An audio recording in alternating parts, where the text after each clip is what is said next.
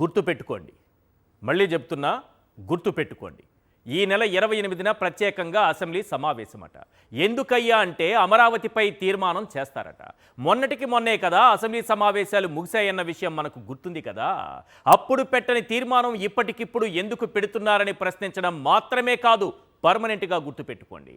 మనం గుర్తుపెట్టుకోవాల్సిన విషయం ఏంటంటే, చంద్రబాబుకు అప్పుడప్పుడు కొన్ని విషయాలు గుర్తుకొస్తూ ఉంటాయి. ఎన్నికలప్పుడే ఎన్టీఆర్కు భారతరత్న ఇవ్వాలనే విషయం గుర్తుకొస్తుంది. అంతేకాదు, అమరావతి రైతుల్లో వ్యతిరేకత మొదలైన ప్రతిసారి అమరావతికి చట్టబద్ధత తీసుకురావాలన్న విషయం కూడా గుర్తుకొస్తుంది. అందులో భాగమే ఇప్పటికిప్పుడు అమరావతి తీర్మానం అన్న విషయం ఆయనకు గుర్తుకొచ్చింది. రైతులను మోసం చేయడానికి ఆయన చేతుల్లో ఉన్న ఏకైక బ్రహ్మాస్త్రం అమరావతికి చట్టబద్ధత. 7 ఏళ్లు అధికారంలో ఉన్న భూములిచ్చిన రైతులకు రిటర్నబుల్ ప్లాట్స్ ఇవ్వని చంద్రబాబు ఇప్పటికిప్పుడు చట్టబద్ధత తీసుకొస్తానంటే నమ్మేవారెవరూ లేరన్న విషయం మనం గుర్తుపెట్టుకోవాలి. అసలు చంద్రబాబు మదిలో తీర్మానం అంశం ఇప్పటికిప్పుడు తళుక్కుమని ఎందుకు మెరిసింది? తీర్మానం తీగలాగితే బాబు కుట్రల డొంక కదులుతోందా? మండలిని సమావేశపరచకుండా అసెంబ్లీలో మాత్రమే తీర్మానమని ఎందుకంటున్నారు? ఈ ప్రశ్నలను ఇలాగే గుర్తుపెట్టుకోండి. ఇదే అంశంపైన వైఎస్ఆర్సీపీ స్టేట్ కోఆర్డినేటర్ ఏమన్నారో సజ్జల రామకృష్ణారెడ్డి గారు ఈ విషయంపైన ఏం మాట్లాడారో ఒక్కసారి చూద్దాం. ఆ తర్వాత డీటెయిల్డ్గా చర్చిద్దాం. ఆయన చంద్రబాబు నాయుడు ఈ తీర్మానం చేయడం ద్వారా ఏం ప్రూవ్ చేసుకుంటున్నాడంటే తన డ్రామా ఇంకొక కొత్త డ్రామాకు తెరలేపాడు. ఇప్పుడు ఈరోజు వాళ్ళ పత్రికలు చూస్తేనే కనిపిస్తుంది. మళ్ళీ భవిష్యత్తులో జగన్మోహన్ రెడ్డి లాంటి వాళ్ళు ఎవరన్నా వచ్చి దీన్ని ఏం చేయడానికి కూడా కాకుండా కట్టుదిట్టమైన కట్టడం వేసి పునాదులు తీసి ఒక తీర్మానం చేసి చేస్తున్నారు అని రాయడం ద్వారా అసలు విషయం పక్కకు పోయి ఇంకెక్కడికి తీసుకుపోతున్నాడు ఆయన. అంటే తీర్మానం చేయగానే ఇంకంతా అయిపోయింది. నిజంగా నీకు తీర్మానం చేయాలనుకుంటే నువ్వు కౌన్సిల్ కూడా పిలవాలా, అందరినీ పిలిచేయాలా, అన్ని చోట్ల డిస్కషన్ జరగాల.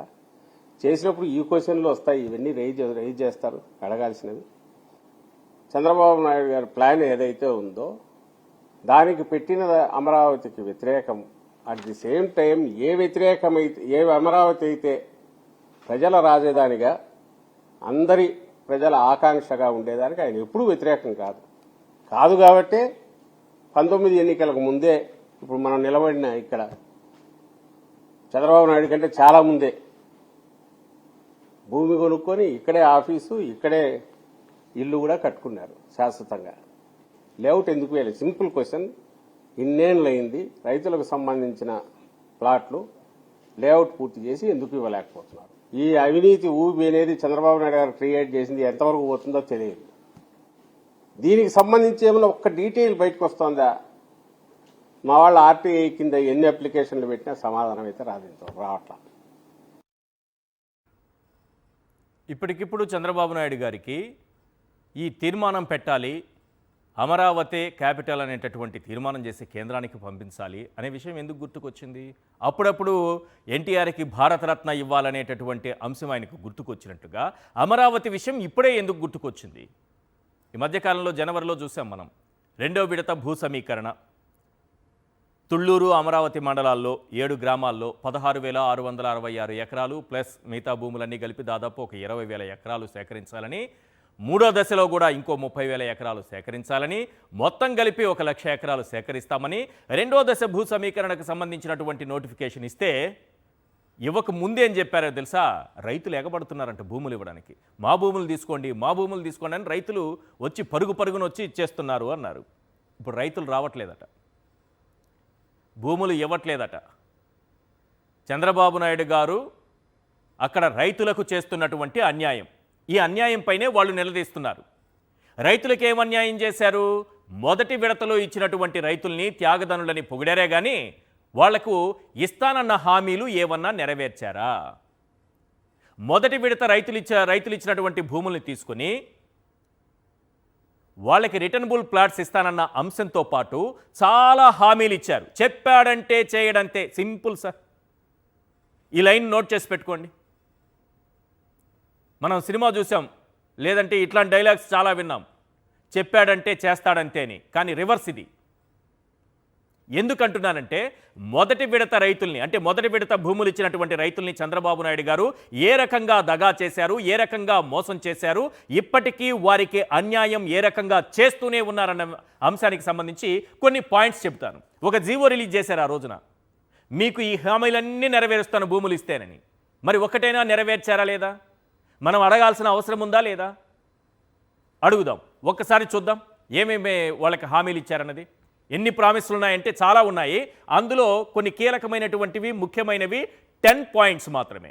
ముఖ్యమైన హామీలు, ముఖ్యమైన ప్రామిసెస్ ఒక 10 మాత్రమే తీసుకుంటున్నా. ఎస్, నంబర్ 1, భూములు ఇచ్చిన రైతులకు 3 ఏళ్లలో డెవలప్ చేసిన రిటర్నబుల్ ఫ్లాట్స్ ఇచ్చారా సార్? 3 ఏళ్లలో అంటే 2015లో తీసుకొని 18 కల్లా ఇవ్వాలి. ఇచ్చారా? ఇవ్వలేదు.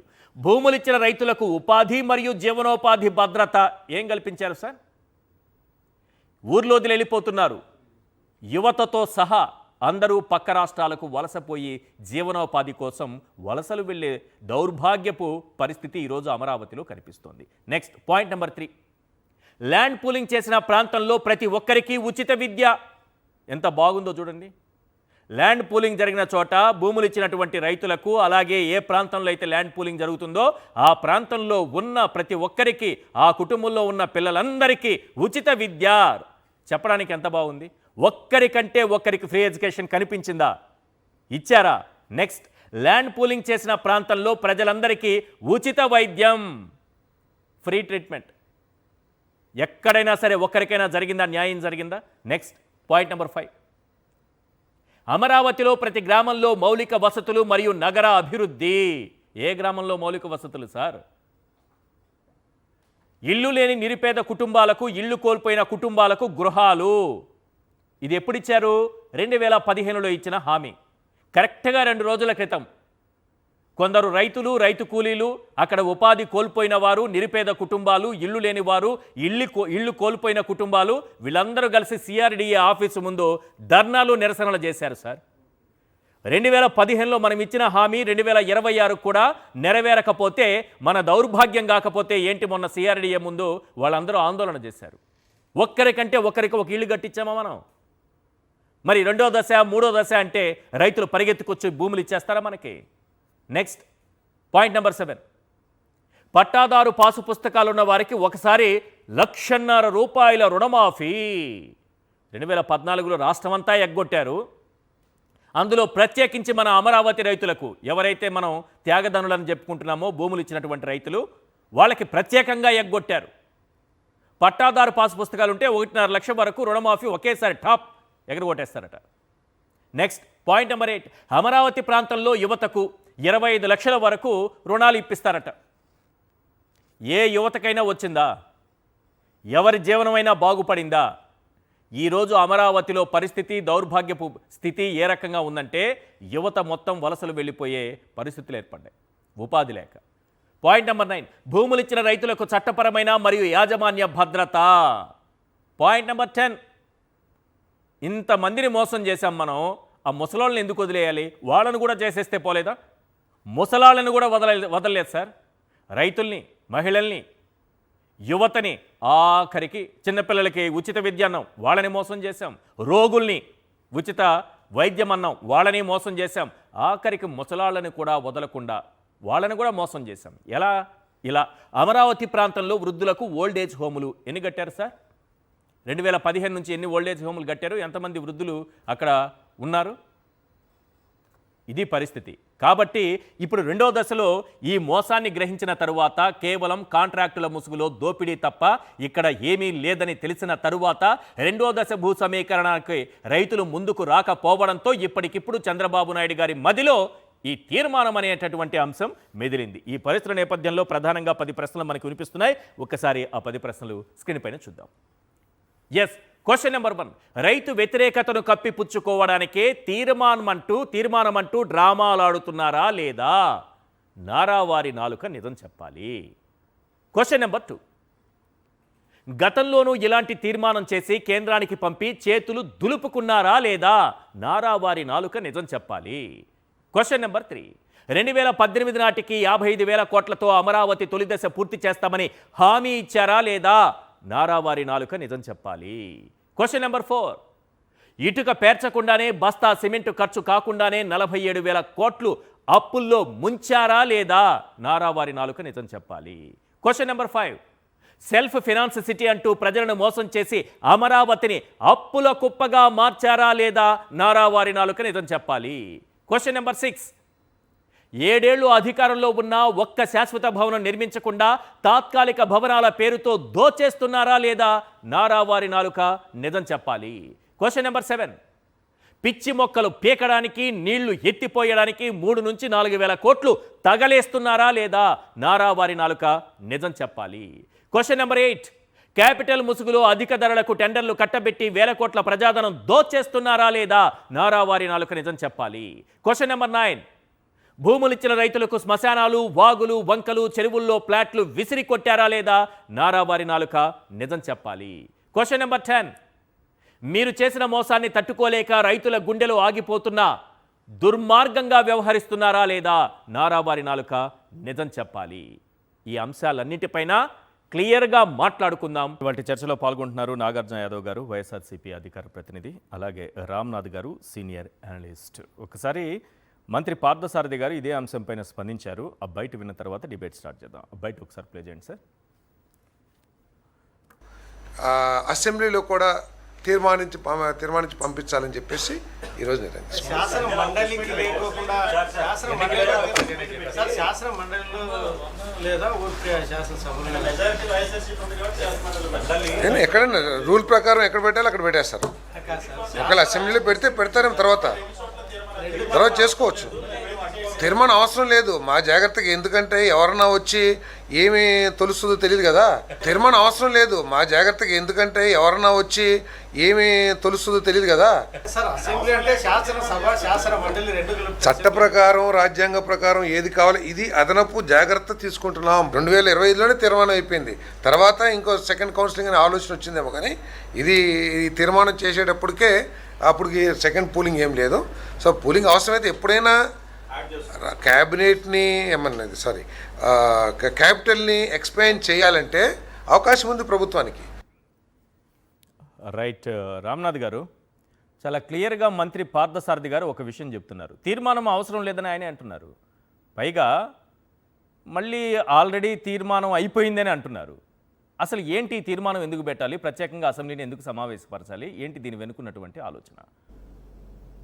ఈశ్వర్ గారు, మీకు నాగార్జున యాదవ్ గారికి నమస్కారం. ఇప్పుడు అసెంబ్లీలో తీర్మానం పెట్టి పంపించండి, అప్పుడే చాలా స్ట్రాంగ్ గా ఉంటుంది, భవిష్యత్తులో ఇబ్బందులు రాకుండా ఉంటాయని కేంద్ర ప్రభుత్వం చెప్పింది. అందుకే మేము అసెంబ్లీలో తీర్మానం చేస్తున్నాం అని చెప్పారు.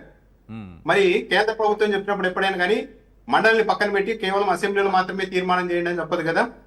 అసెంబ్లీలో తీర్మానం చేయండి అని నిజంగా కేంద్ర ప్రభుత్వం చెప్పి ఉంటే మండలిలో కూడా తీర్మానం చేయాలి కదా. మరి మండలిలో ఎందుకు పెట్టలేదు? బాగా గమనిస్తే జగన్మోహన్ రెడ్డి గారు గతంలో కర్నూలులో హైకోర్టు విశాఖపట్నంలో ఎగ్జిక్యూటివ్ క్యాపిటల్ ఉండాలని ఒక నిర్ణయం తీసుకున్నప్పుడు ఆ నిర్ణయాన్ని అడ్డుకోవడానికి శాసన మండలిని వాడారు. శాసన మండలి ఒక చాలా విలువైనది, చాలా అద్భుతమైన వేదిక అని ఆ రోజు మాట్లాడారు. కానీ ఈ రోజు వచ్చేసరికి మాత్రం శాసన మండలి అసలు పరిగణలోకి తీసుకోవాల్సిన అవసరం లేదు, అసెంబ్లీలో తీర్మానం చేస్తే సరిపోతుంది. ఏదైనా చట్టం చేయాలంటే మండలిలో అవసరం, కానీ మండలి మద్దతు ఈ తీర్మానమే కాబట్టి అవసరం లేదని ఎందుకు చెప్తున్నారు? అంటే కేంద్ర ప్రభుత్వం ఇదే చెప్పి పంపించిందా? అసలు నిజంగా కేంద్ర ప్రభుత్వం అసెంబ్లీలో తీర్మానం చేసి పంపించండి అని చెప్పిందా? లేకుంటే రాష్ట్ర ప్రభుత్వమే దీన్ని ఒక హైప్ చేసి మేము ఇదిగో అమరావతి కోసం ఈ స్థాయిలో కష్టపడుతున్నామని చెప్పుకోవడానికి ఈ ప్రయోగం చేస్తూ ఉన్నారా అన్న ఒక అనుమానం కూడా ఇక్కడే వ్యక్తమవుతుంది.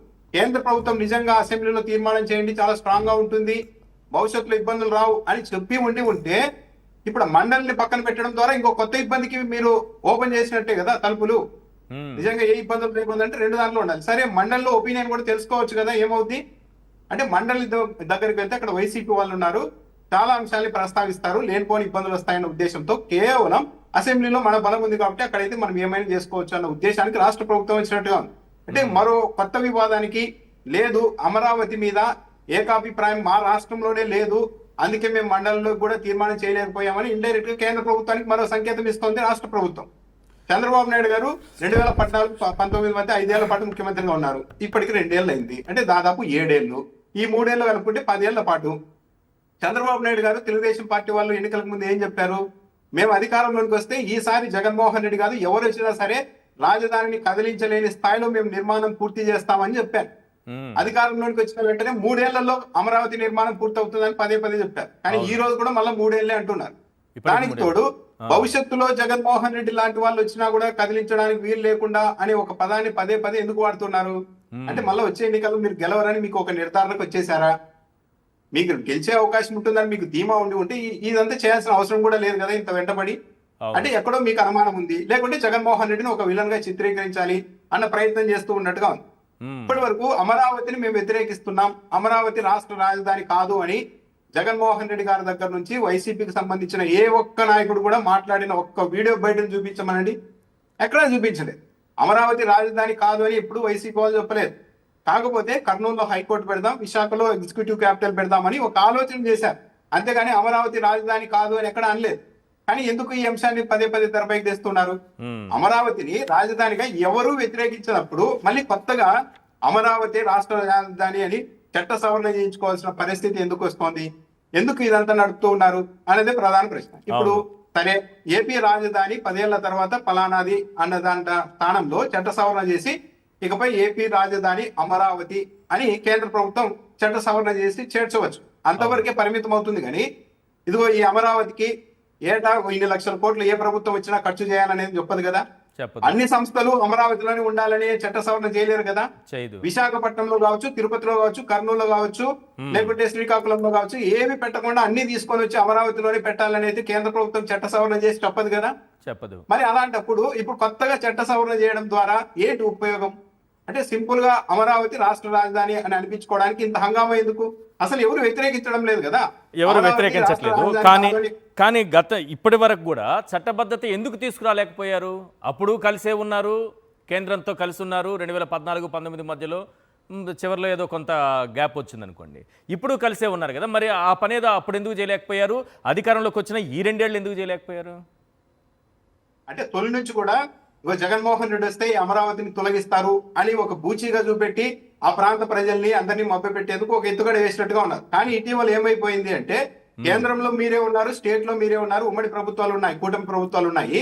మరి ఇలాంటప్పుడు 2 ఏళ్ళు అవుతున్నా సరే మీరు ఎందుకు కనీసం ఈ చట్ట సవరణ చేయడం లేదు అని ఇక్కడ లోకల్లో ఉన్న అమరావతి రైతుల్లో వ్యతిరేకత మొదలయ్యేసరికి కొత్తగా భూములు ఇచ్చే వాళ్ళు కూడా చంద్రబాబు నాయుడు గారిని సంశయంగా ప్రశ్నిస్తూ ఉండేసరికి ఇప్పుడు ఒక అనివార్య పరిస్థితుల్లో ఈ పని చేస్తున్నారు. లేకుంటే దీన్ని ఇలాగే ఉంచి వచ్చే ఎన్నికల్లో కూడా జగన్మోహన్ రెడ్డి వస్తే అమరావతిని మార్చేస్తారు కాబట్టి మీరంతా మాకే ఓట్లు వేయాలని బ్లాక్ మెయిల్ చేసి ఉండేవారు. కానీ ఇప్పుడు ఇది చేయడం ద్వారా ఇక జగన్మోహన్ రెడ్డి వస్తే మళ్ళీ అమరావతిని మారుస్తారంటే ఈ యాంగిల్లో వైసీపీని టార్గెట్ చేయడానికి కూడా తెలుగుదేశం పార్టీకి పెద్దగా అవకాశం ఉండదు. ఎందుకంటే వీళ్ళే చెప్తున్నారు కదా చట్ట సవరణ చేసిన తర్వాత అమరావతి శాశ్వతంగా రాజధాని ఉంటుందని. ఇక అలాంటప్పుడు మళ్ళీ ఇంకొకరు వస్తే మారుస్తారని ప్రచారం చేయడానికి ఉండదు. ప్రచారం చేస్తే మేము చేసింది ఈ చట్ట సవరణ చట్టబద్ధత అంతా ఫేక్ అని వాళ్ళ అంగీకరించినట్టు అవుతుంది. కాబట్టి ఒక అంశంలో తెలుగుదేశం పార్టీ లాక్ కాబోతుంది. అయితే ఎందుకు ఇప్పుడే ఈ విధంగా చంద్రబాబు నాయుడు గారు హడావిడి చేస్తున్నారంటే ఒక 3 కారణాలు అయితే కనిపిస్తున్నాయి. ఒకటి, 7 ఏళ్ళైనా సరే ఫిజికల్ గా అభివృద్ధి చేసిన ఫ్లాట్లను అయితే చంద్రబాబు నాయుడు గారు ఇవ్వలేదు. దీని మీద పెద్ద ఎత్తున రైతుల్లో ఆందోళన. కాబట్టి ఈ టైంలో అమరావతికి మేము చట్టబద్ధత తెచ్చాం కాబట్టి ఇక మెల్లగా మనం పనులు చేసుకోవచ్చు అని మళ్ళా రైతుల్ని మభ్యపెట్టే ప్రయత్నమా, లేకుంటే రియల్ ఎస్టేట్ వ్యాపారాన్ని ఆకర్షించేందుకు అమరావతిలో ఒక రియల్ ఎస్టేట్ భూమి కోసం ఇదంతా చేస్తూ ఉన్నారా?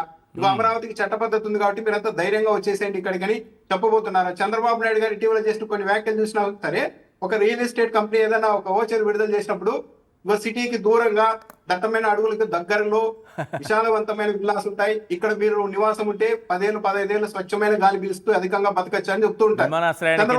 రైల్వే స్టేషన్ ఎంత దూరం అది కూడా పెడతారు. విమానాశ్రయానికి ఎంత దూరం, ఎంత దూరం, హైవేకి ఎంత దూరం అని పెడుతూ ఉంటారు. అలాగే చంద్రబాబు నాయుడు గారు అమరావతిలో మీరు రండి 20 ఏళ్ళు ఎక్కువగా బతుకుతారు అని చెప్తూ ఉన్నారు.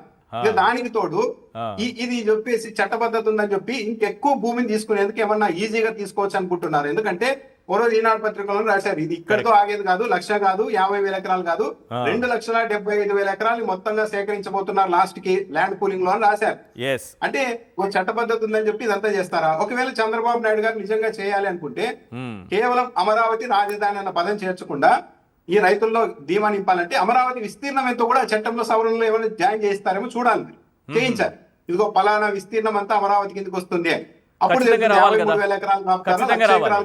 చట్టబద్ధత వచ్చినప్పుడు అయితే ఖచ్చితంగా రావాలి. ఏ ప్రాంతం ఎంత వరకు రాజధాని క్యాపిటల్ గా ఉంటుంది అనేది రావాలి కదా అందులో. అవును, అక్కడ వెళ్ళిపోతుంది చంద్రబాబు నాయుడు గారి చిత్తశుద్ధి ఎంత అని. ఇప్పుడున్న 53,000 ఎకరాలు ఇంకో 20,000 ఎకరాలకి సరిపోతారా, లేకుంటే 2,75,000 టెండర్ వేస్తారా?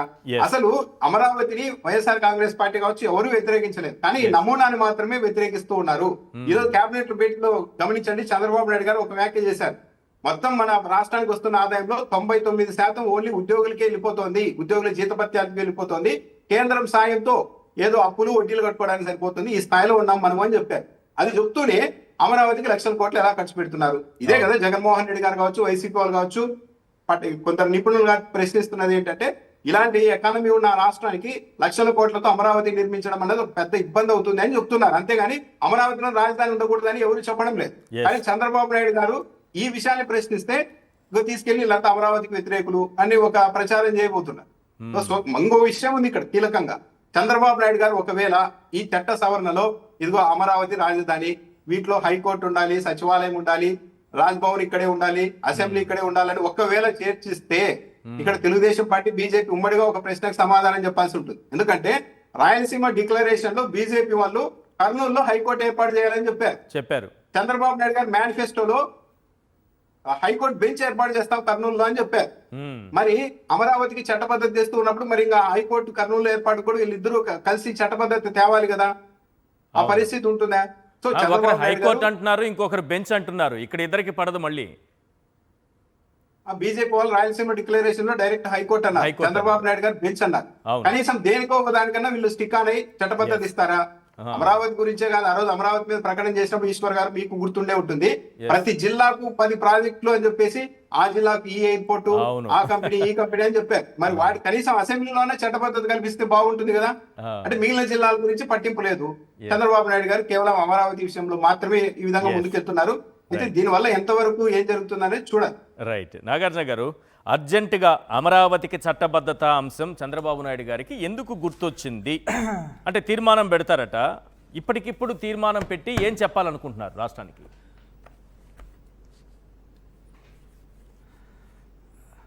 తెలుగు ప్రజల మనస్సాక్షి, సాక్షి టీవీకి ముందుగా నా ధన్యవాదాలు తెలియజేస్తున్నానండి. అదేవిధంగా ప్యానెల్లో ఉన్న పెద్దలకి, మీకు, ప్రేక్షకులకి అందరికీ ముందుగా నా నమస్కారాలు. కోవిడ్ టైంలో 2021లో జాతిరత్నాలు అనేటువంటి ఒక సినిమా వచ్చింది సార్. ఆంధ్రప్రదేశ్లో సెన్సేషనల్ హిట్ అయింది ఆ సినిమా. అవును. ఆ సినిమాలో ఏంటంటే వాళ్ళు ఆ సినిమాలో నటించే వాళ్ళు కామెడీ చేస్తారు, కానీ అందరు నవ్వుతారు, కానీ చేసే వాళ్ళకి తెలియదు అది కామెడీ అని.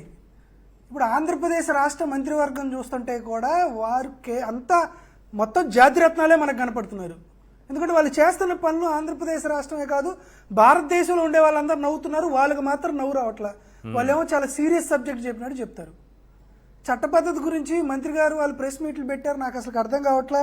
మాకు చదువుకోవడం వచ్చా లేకపోతే వాళ్ళకి చదువుకోవడం రాదా అనేటువంటి కన్ఫ్యూజన్లో ఉన్నా. ఏందా కన్ఫ్యూజను? కాన్స్టిట్యూషన్లో under the article 168 what is the legislation అంటే governor plus legislative assembly plus legislative council కలిసి లెజిస్లేషన్ అంటారు. ఇది మనం ఆర్టికల్ 168లో చదువుకున్నాం. ఆర్టికల్ 250 ద్వారా ఆంధ్రప్రదేశ్ ఏదైనా ఒక అసెంబ్లీ కేంద్ర ప్రభుత్వానికి వెళ్ళి చట్టంలో మార్పులు చేయమంటే ఎనీ బైకామరల్ స్టేట్ ఖచ్చితంగా లెజిస్లేటివ్ అసెంబ్లీ, లెజిస్లేటివ్ కౌన్సిల్ తీర్మానం చేసిన తర్వాతనే పార్లమెంట్కి వెళ్ళాలి. ఒకవేళ అట్లా వెళ్ళకపోతే అది ఫెడరల్ స్ట్రక్చర్ వైలేషన్ అయ్యిద్ది, బేసిక్ స్ట్రక్చర్ డాక్టరీని దెబ్బతీసినట్లుంటుంది. ఇది కాన్స్టిట్యూషన్ని మ్యాండేట్ కాదు అని క్లియర్గా మన చదువుకున్న విషయాల్లో తెలుస్తుంది. ఇది ఆర్టికల్ 252 ప్రకారం వారు చెప్తున్నట్లు అసెంబ్లీలో మాత్రమే ప్రవేశపెట్టి కౌన్సిల్లో ప్రవేశపెట్టకుండా కేంద్ర ప్రభుత్వానికి పంపిస్తే కేంద్ర ప్రభుత్వం బ్లంట్గా తిప్పి వెనక్కి పంపిస్తుంది. అంటే తీర్మానం చెల్లదంటారా? పవన్ కళ్యాణ్ గారు చెప్పారంటే ఆయన 1 టైం ఎమ్మెల్యే, చదువుకుంది ఇంటర్. చెల్లదు సార్, ఇది మనకి రాజ్యాంగం, అంబేద్కర్ గారు రాసినటువంటి రాజ్యాంగం. చంద్రబాబు నాయుడు గారు ఏదైనా రాజ్యాంగం రాస్తే మనం ఏం చెప్పలేం. కానీ ఇప్పుడు పవన్ కళ్యాణ్ గారు చెప్పారు అని అంటే ఆయన ఫస్ట్ టైం ఎమ్మెల్యే, ఆయన ఎస్ఎస్సి ఆయన చదువుకుంది 10th క్లాసు. నారా లోకేష్ గారు అంటే ఆయన ఫస్ట్ టైం ఎమ్మెల్యే, ఆయన అసలు ఇక్కడ చదువుకోలేదు, అక్కడెక్కడో స్టాన్ఫర్డ్ యూనివర్సిటీ చదువుకున్నాడు. చంద్రబాబు నాయుడు గారికి 14 ఏళ్ల పాటు ముఖ్యమంత్రి చేసినటువంటి అనుభవం ఉంది. మరి ఆయనకి తెలుసో తెలియదో అర్థం కావట్లా. మరి పార్థసారథి గారు కూడా పర్లేదు, 2వ సారి మంత్రివర్గం కొంచెం ఉన్నాడు. కనీసం ఆడ ముఖ్యమంత్రి అధికారులకు కానీ అక్కడ సిఎస్గా ఉన్నటువంటి సాయి ప్రసాద్ గారికి కానీ విజయానంద్ గారికి కానీ అసలు మీకు తెలుసా తెలీదా, లేకపోతే ఆ జాతిరత్నాల మంత్రిమండలిలో మనం ఎందుకు మాట్లాడాలని సైలెంట్గా ఉంటున్నారా నాకు అర్థం కావట్లా. అంటే ప్రజలు ఏమన్నా అంటే పిచ్చోళ్ళని అసలు చెల్లని భావిస్తున్నారా? లేకపోతే తీర్మానం మాకు ఎవరి కోసం full జబర్దస్త్ ఎంటర్టైన్మెంట్ షో ఇస్తున్నారా? మీరు అంటున్నట్టుగా ఇది చెల్లని తీర్మానం అని సార్, అనుకున్నాం. 100% చెల్లని తీర్మానం ఎందుకు ఈ పెడతారు సార్? తీర్మానం చెల్లదు. చెల్లని తీర్మానం ఎందుకు తీసుకొస్తారు అని అదే దాని సార్ దాని నాకు ఆవశ్యకత అర్థం కావట్లేదు. ఏముంటుంది? అదే సార్ అమరావతి నిర్మాణం జరగకూడదు, అమరావతికి చట్టబద్ధత రాకూడదు, అమరావతిలో జరిగేటువంటి నిర్మాణ పట్ల కేంద్ర ప్రభుత్వం కానీ ఈ దేశం కానీ ఈ ప్రతిపక్షం పార్టీలు కానీ దాన్ని మానిటర్ చేయకూడదు అనేటువంటి ఉద్దేశంతో వీళ్ళు ప్రతిసారి ఏదో కళ్ళబుల్లి కబుర్లు చెప్తున్నారు. కాబట్టి ఇది ఫస్ట్ పాయింట్. ఎందుకు చెప్తున్నానంటే ఇది ఏప్రిల్ 29, 2025 అంటే ఈ అమరావతి చట్టబద్ధత గురించి లైన్కు చెప్తా వినండి సార్. ఇది 2025 ఏప్రిల్ ఆంధ్రప్రదేశ్ రాజధానిగా అమరావతికి చట్టబద్ధత వచ్చిందని ఈనాడులో ఐటమ్ రాశారు. మళ్ళీ ఇప్పుడేమో చట్టం చేస్తా అంటున్నారు. కాదు, దాన్ని పూర్తిగా నాకు చదవాలి అర్థం సార్. కావట్లేదు. తర్వాత అమరావతికి మే చట్టబద్ధత 24 ప్లీజ్ వాళ్ళు అలాగే పెడతారు. మీరు వార్త పూర్తిగా చదివితే అందులో చట్టబద్ధత వచ్చేసినట్టుందా, బిల్లు పెడతారని ఉందా? హెడ్డింగ్ ఏంటి సార్ అంటున్నా సార్. హెడ్డింగ్ చెప్తున్నా ఎన్నిసార్లు పెట్టారో నాకు అర్థం కాదు. అమరావతికి ఆంధ్రప్రదేశ్ రాజధానిగా అమరావతికి చట్టబద్ధత క్వశ్చన్ మార్క్ అయితే పెట్ల. లోపల చదివే దాని సంగతి గురించి మాట్లాడదాం తర్వాత. అమరావతిని రాజధానిగా నోటిఫై చేయండి. మే 24, 2025 కేంద్ర హోంమంత్రికి మళ్ళీ అమిత్ షా గారు ఒక రిక్వెస్ట్. సరే అయిపోయింది. మళ్ళీ డిసెంబర్ 12, 2025 అమరావతిని ఏపీ రాజధానిగా గుర్తించండి. మళ్ళా ఈనాడు పార్లమెంట్ బడ్జెట్ సమావేశాల్లోనే రాజధాని అమరావతి బిల్లు మళ్ళా జనవరి 22, 2026 ఈ సంవత్సరం. మళ్ళీ 8 జనవరి 2026 చట్టబద్ధత కల్పించండి. మీరు చట్టబద్ధత కల్పిస్తానే ఉన్నారు 22 నెలలుగా. నాకు అర్థం కావట్లేదు. దాంతోపాటు మరొకటి చెప్తానండి సార్. నాకు చంద్రబాబు నాయుడు గారి యొక్క మానసిక స్థితి మీద చాలా కన్సర్న్ ఉంది. నాకు అర్థం కావట్లేదు. అప్పుడెప్పుడో డీప్ ఫేస్ టెక్నాలజీ అని ఒకటి వచ్చింది. ఇమీడియట్గా చంద్రబాబు నాయుడు గారు ప్రెస్ మీట్ పెట్టాడు. అమరావతిలో డీప్ టెక్నాలజీ ఐకానిక్ భవనం అని పెట్టాడు నవంబర్ 27, 2024. నాకేం అర్థం కాలేదు. సరే ఏమోలే డీప్ టెక్నాలజీ వచ్చిద్దేమో అనుకున్నా. ఆ తర్వాత మళ్ళీ ఇమీడియట్గా అంతర్జాతీయ న్యాయస్థానం అని మళ్ళీ ఎక్కడో వచ్చింది. అమరావతిలో అంతర్జాతీయ న్యాయ కళాశాల అన్నారు. సెప్టెంబర్ 24, 2024 మళ్ళీ ఈనాడు. తర్వాత ఈ మధ్య ఆర్టిఫిషియల్ ఇంటెలిజెన్స్ ఏఐ అని బాగా ట్రెండ్ అవుతా ఉంది. ఇమీడియట్గా ఆగస్టు 30, 2025 ఏఐసిటీగా అమరావతి. మళ్ళీ చంద్రబాబు నాయుడు ప్రజాశక్తి పేపరు. ఈ మధ్య క్వాంటమ్ వ్యాలీ అని బాగా మళ్ళీ యాదవ్ జరిగింది. మళ్ళీ అమరావతిలో క్వాంటమ్ వ్యాలీ మార్చి 24, 2025. నేను 22 నెలల నుండి ఆంధ్రప్రదేశ్ రాష్ట్ర ప్రతిపాదిత అమరావతి ప్రాంతంలోనే గడిచిన 22 ఏళ్ల నుంచి బతుకుతున్నా. నాతో పాటు చాలా మంది బతుకుతున్నారు. ఈ క్వాంటమ్ వ్యాలీ కనపడలా, ఈ ఏఐసిటీ కనపడలా, లేకపోతే ఈ అంతర్జాతీయ న్యాయ కళాశాల పడలా, ఈ డీప్ టెక్నాలజీ భవనం కనపడలా. ఇదంతా జరిగితే ఇప్పుడేమో 256 మీటర్ల ఎత్తైనటువంటి అసెంబ్లీ కడుతున్నాం. అసెంబ్లీ నుంచి చూస్తే అమరావతి అంతా కనపడిద్దని మళ్ళీ చెప్తున్నారు. నాకు పూర్తిగా చంద్రబాబు నాయుడు గారి యొక్క మానసిక స్థితి పట్ల నాకు పూర్తిగా అనుమానాలు ఉన్నాయి. నాకేమో దీని గురించి ఏం అర్థం కావట్లా. ఈరోజు చట్టబద్ధత అంటారు, ఇది కాదంటారు, ఇది అవునంటారు. ఈరోజు ఆంధ్రప్రదేశ్ రాష్ట్ర అమరావతి అనేది చెప్పడానికి మిమ్మల్ని అసలు వ్యతిరేకిస్తుంది ఎవరు? 175 మంది ఎమ్మెల్యేలు ఉంటే అందులో 164 ఎమ్మెల్యేలు మీరే. దీనికోసం మళ్ళీ ప్రత్యేకంగా అసెంబ్లీ పెట్టి దాంట్లో కౌన్సిల్ వాళ్ళని రానియద్దు అని అనుకుంటే మీరే ఎన్డీఏ సమావేశం, సర్వసభ్య సమావేశం నోవెటల్లోనో, పార్క్ హైత్లోనో, కరకట్ట కొంపలోనో పెట్టుకొని మీరే చేసుకోవచ్చు. అనవసరంగా డబ్బులు ఎందుకు రాష్ట్ర ప్రజలకు ఇబ్బంది పెట్టడం? భయపడ్డారేమో.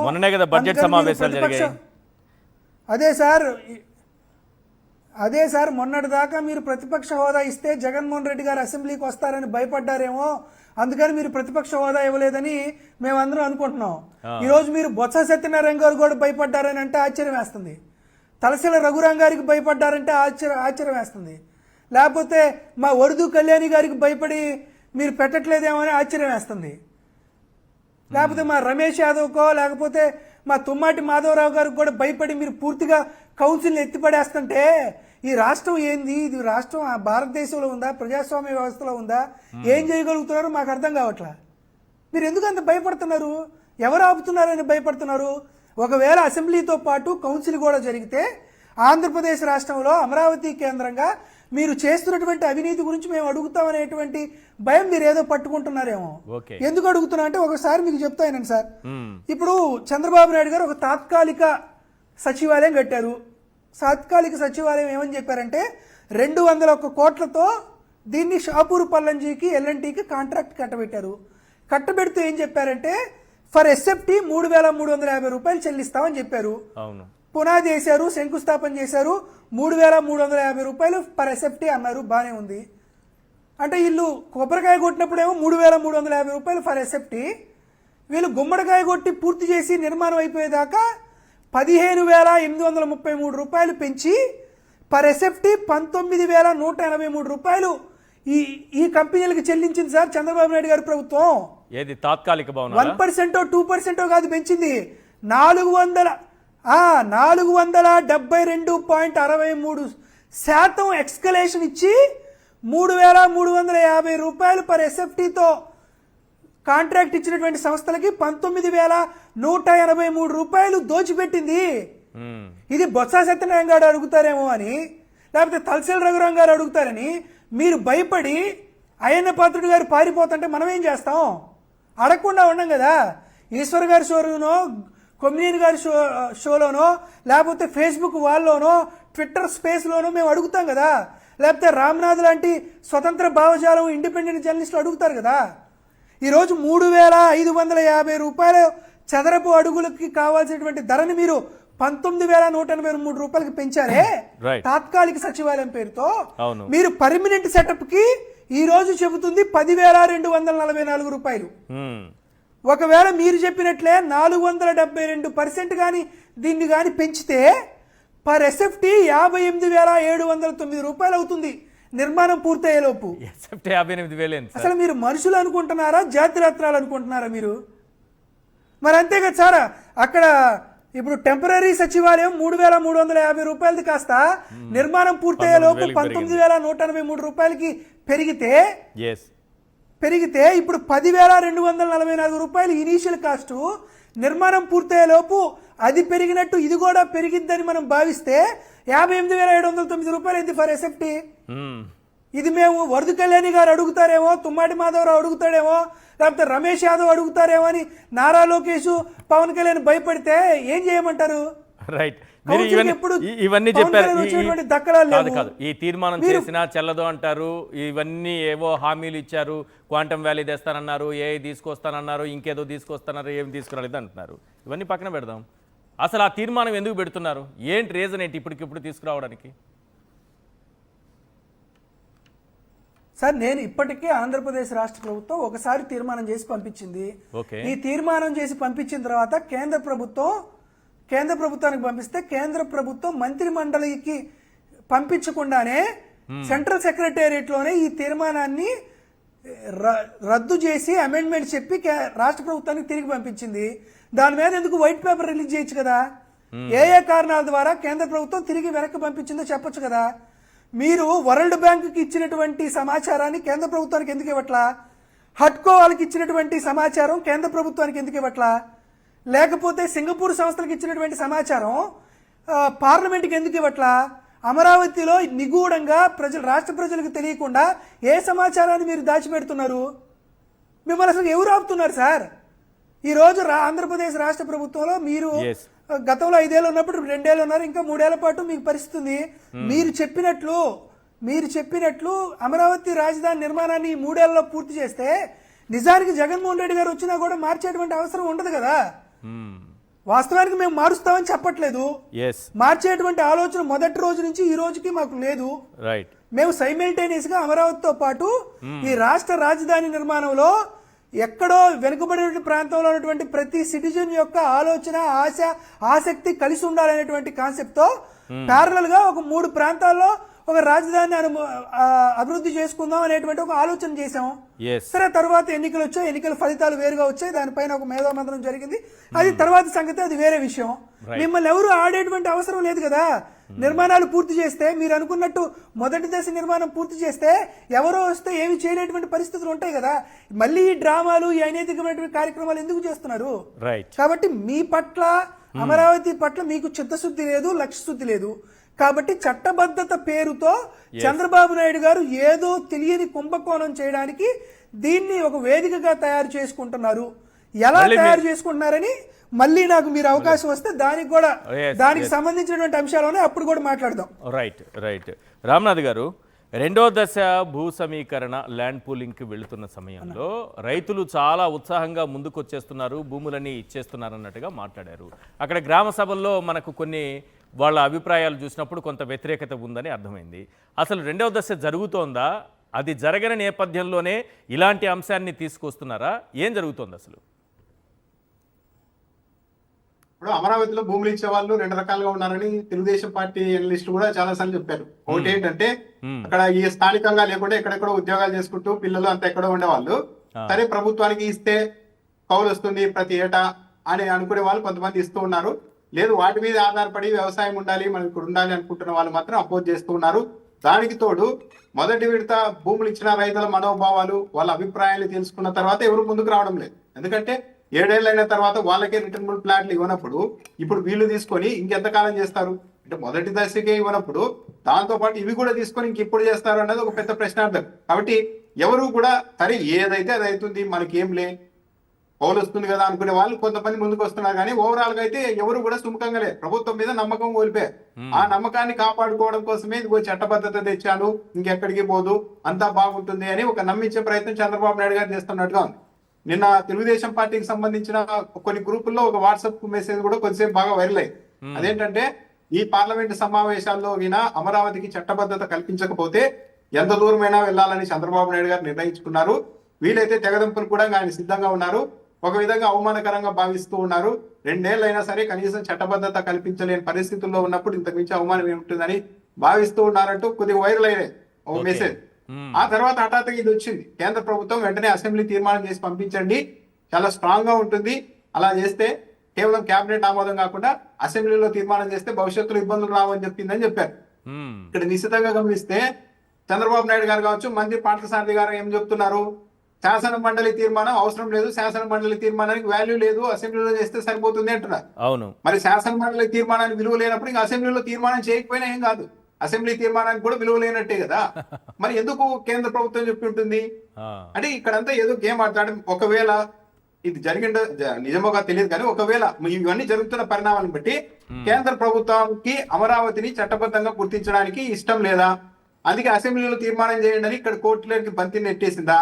వాళ్ళకి తెలుసు కదా, అసెంబ్లీలో టీడీపీ వాళ్ళకి మెజార్టీ ఉంటే మండలిలో వైసీపీ వాళ్ళకి మెజార్టీ ఉంది, అక్కడ పెద్ద ఏదన్నా ఒక కయాస్ జరిగితే మొత్తం ఆగిపోతుంది అన్న ఉద్దేశంతో తమ మీద నింద లేకుండా మొత్తం ఇక్కడికి నెట్టేసింది ఆ కేంద్ర ప్రభుత్వం. చంద్రబాబు నాయుడు గారు ఆ విషయాన్ని గమనించి శాసన మండలిలోకి వెళ్తే లేనిపోని ఇబ్బందులు, అమరావతిలో జరుగుతున్న వ్యవహారాలన్నీ వైసీపీ వాళ్ళు ప్రశ్నిస్తారు కాబట్టి లేనిపోని ఇబ్బందులు వస్తాయని చెప్పేసి అసెంబ్లీకి పరిమితం చేస్తున్నారా? శాసన మండలి తీర్మానం చేసిన అవసరమే లేదు, శాసన మండలి తీర్మానానికి విలువే లేదు అని మాట్లాడుతున్నప్పుడు ఇక అసెంబ్లీ తీర్మానానికి అసలు విలువే ఉండకూడదు కదా. ఎందుకంటే పబ్లిక్ డైరెక్ట్ గా పబ్లిక్ ఎన్నుకున్నప్పటికీ కూడా అసెంబ్లీ కంటే శాసన మండలి చాలా ఉన్నతమైనది, పెద్దల సభ. ఆ తీర్మానానికి విలువ లేదు అంటున్నప్పుడు ఇంకా అసెంబ్లీ తీర్మానానికి విలువ ఏముంటుంది? అయినా అమరావతిలో భూములు ఇచ్చిన రైతుల పరిస్థితుల్లో మామూలుగా లేదు. ఆ జేఏసీ మెంబర్లు కొన్ని డిబేట్లలో చాలా పబ్లిక్ గా చెప్పారు, సిఆర్డీఏ కార్యాలయం అనేది అవినీతికి కేంద్రంగా మారిపోయింది. ఆ రోజు రైతులకి పట్టు వస్త్రాలు పెట్టి పాదాభివందనాలు చేసి భూములు తీసుకున్నారు. ఇప్పుడు సిఆర్డీఏ కార్యాలయం దగ్గరికి ఎవరైనా రైతులు వెళ్తే ఆడేసుకుంటున్నారు. సరే మీకు ఫ్లాట్ కేటాయిస్తాం, మాకు ఎంత ఇస్తారు, డబ్బులు ఇస్తారా, గజాలు ఇస్తారా? అమరావతి అంతా రెడీ అయితే కోట్లకి వెళ్తుంది కదా మీ భూమి విలువ, కాబట్టి ఒక ఎకరాకు 50 లక్షలు ఇవ్వండి ఏం పోతుంది అని అడుగుతున్నారు అని పబ్లిక్ గా ఆ జేఏసీ సభ్యులు, అమరావతి జేఏసీ సభ్యులే మాట్లాడిన ఉదంతాలు ఉన్నాయి. ఇలా లంచాలకి కేంద్రంగా మారిపోయింది. పైగా ఇప్పుడు అక్కడ పనులు బాగా గమనించండి, అమరావతిలో పనులు ఏ మాత్రం వేగంగా జరగడం లేదు అని తెలుగుదేశం పార్టీ వాళ్ళే ఆరోపిస్తూ ఉన్నారు. ఒక ఆఫీసర్ సిఆర్డీలో ఉన్న ఒక కీలక అధికారి అంత పారదర్శకంగా ఉండాలని చెప్పేసి ఈ కాంట్రాక్ట్ పనులన్నీ అప్పగించారు కదా పెద్ద పెద్ద కంపెనీలకి. ఏ కంపెనీ ఎంత పని చేస్తోంది అన్నది ఎప్పటికప్పుడు రియల్ టైమ్ లో అప్డేట్ చేసేలాగా వెబ్సైట్ లో పెట్టారు ఒక ఆప్షన్.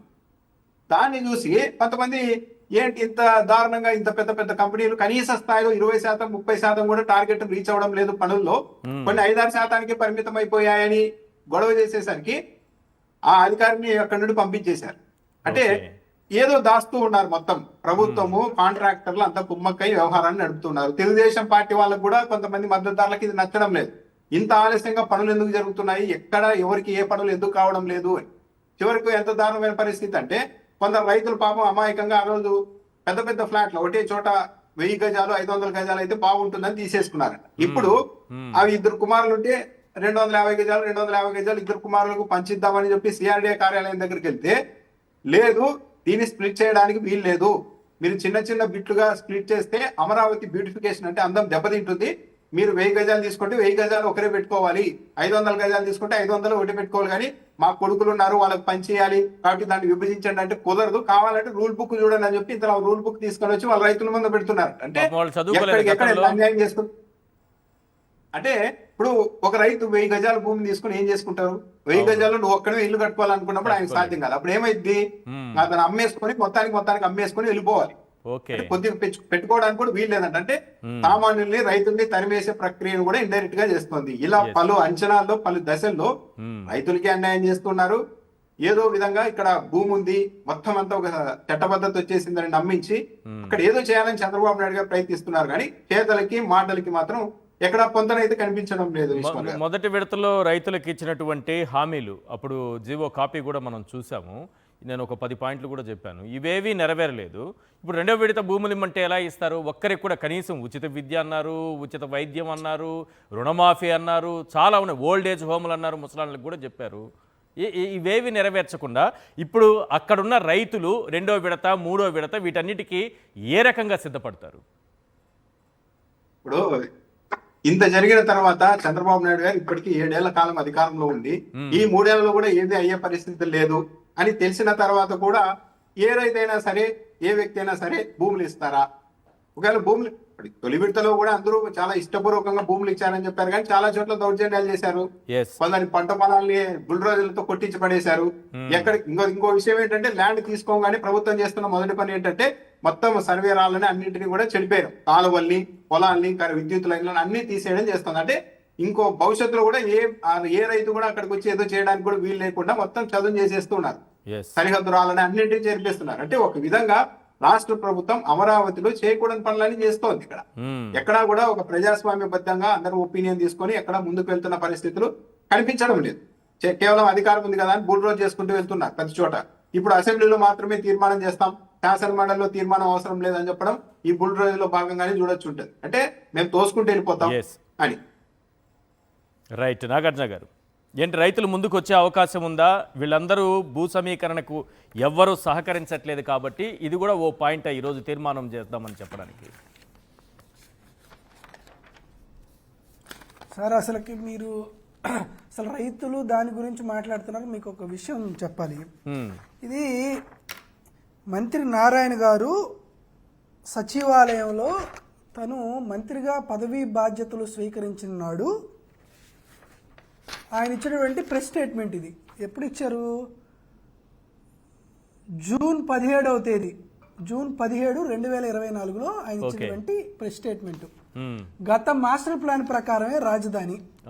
ఈయన ఏం చెబుతున్నాడంటే దీంట్లో 2.5 ఏళ్లలో అంటే 30 నెలల్లో మేము మొదటి దశ అమరావతి నిర్మాణాన్ని పూర్తి చేసేస్తాం.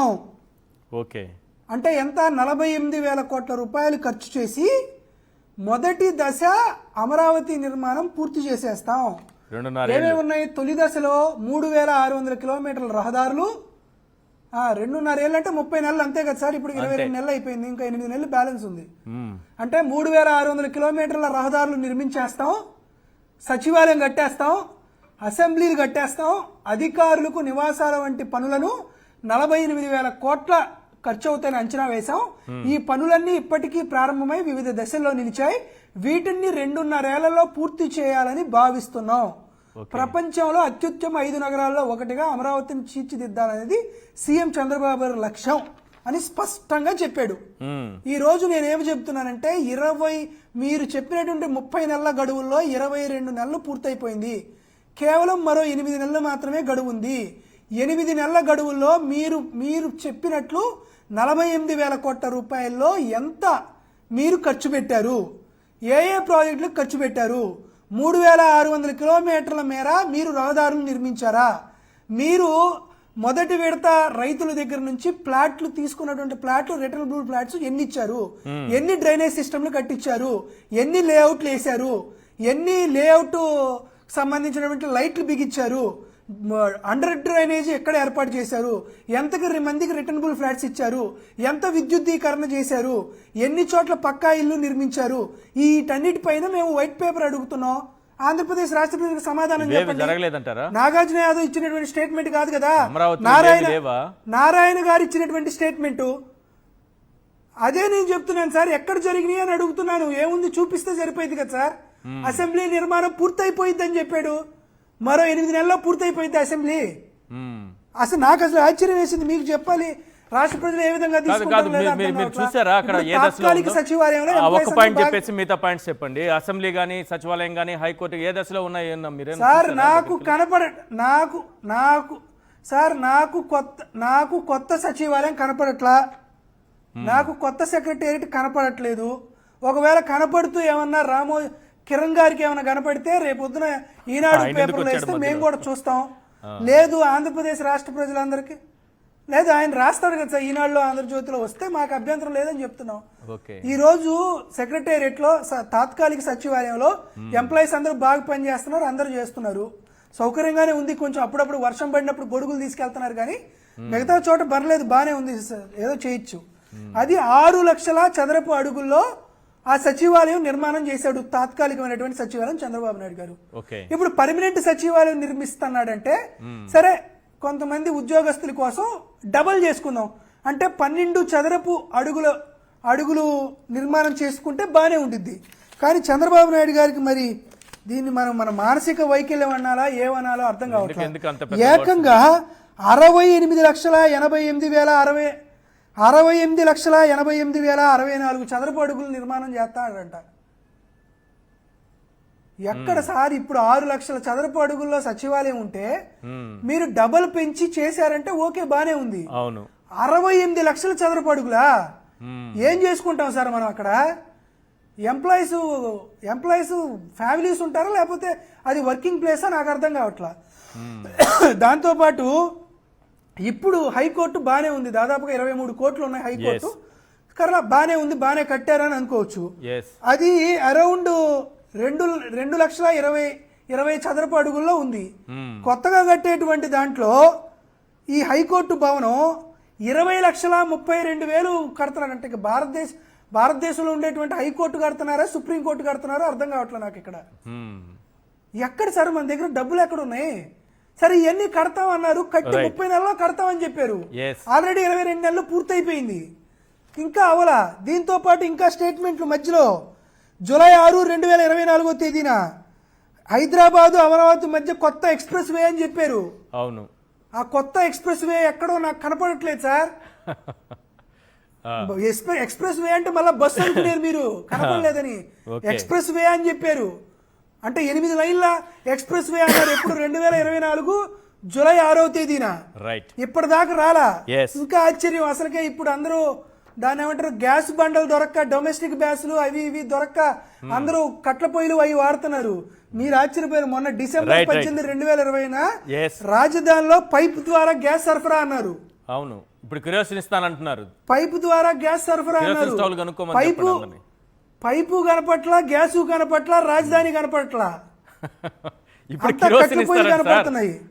తర్వాత ఏమో 8 ప్లాట్ఫామ్లతో